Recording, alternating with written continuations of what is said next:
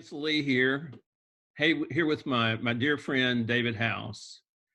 And David, thanks for joining me here today. David's former CIO of Baptist Health, and he has some insights he was sharing with me the other day in regards to fear. David, hey, thanks for joining me here today. David's dad was in World War II, flew bomber missions over Europe, and really a powerful story. Can you tell us a little bit about your dad and this fear thing? Okay. Good morning, Ansel. Good morning, bro. Yeah, we were talking the other day, and I was kind of reflecting on my father and some of the experiences from World War II that he shared with me. And they did their actual combat training before they went to Italy in Colorado Springs, Colorado. And one of the things he said that just drove him crazy at the time was they would go through the routines of different various drills just over and over and over. And he felt like he had it down after about two times, and he thought, why in the world are we continuing to drill over and over and over? He said he got into combat and he was so afraid. First of all, he said that after his first mission, he believed he would never live to 50, to fly 50 missions. And so, but what he said he found out was that drilling was actually had a secondary benefit, and it wasn't just to do your job, but while you were focusing on and everything became instinctive. First of all, everything your survival rate went up because you were actually doing your job. For instance, in his case, he was a gunner and he shot 250 caliber machine guns, and so he'd been trained so rigorously that when the combat started, he knew all he was supposed to do is keep those guns loaded, and keep pointed down range, and shoot the enemy. And as a result, for that training, his training took over, and fear disappeared. Mm. And he said that it became a really knowing that you had a job and just doing your job really was one of the ways to combat fear.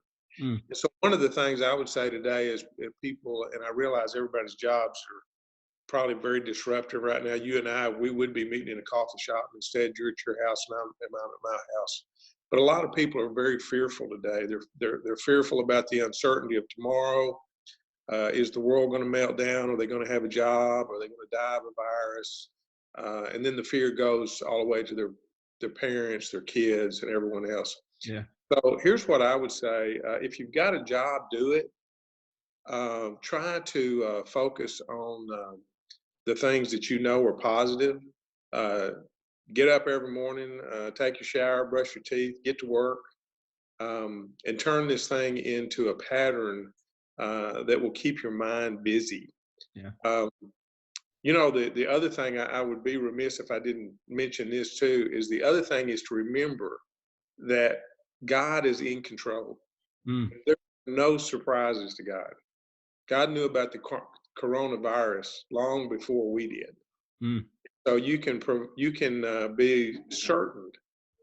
So uncertainty breeds fear. Certainty drives out fear. So you can be certain that God is not asleep at the wheel. Mm. And he continues to love you, and he's going to continue to take care of you. He provided a job for you, the one that you have now, and he will continue to provide for you. So take some certainty in that and some solace in that. 1 John, I believe it's 1 John 4:18 says, love drives out fear. Mm. Love drives out fear. So as you begin to feel fearful, up your level of love, Mm. up your level of love, and be reminded that God loves you, and he's in the trouble business. When there's trouble, he's right there.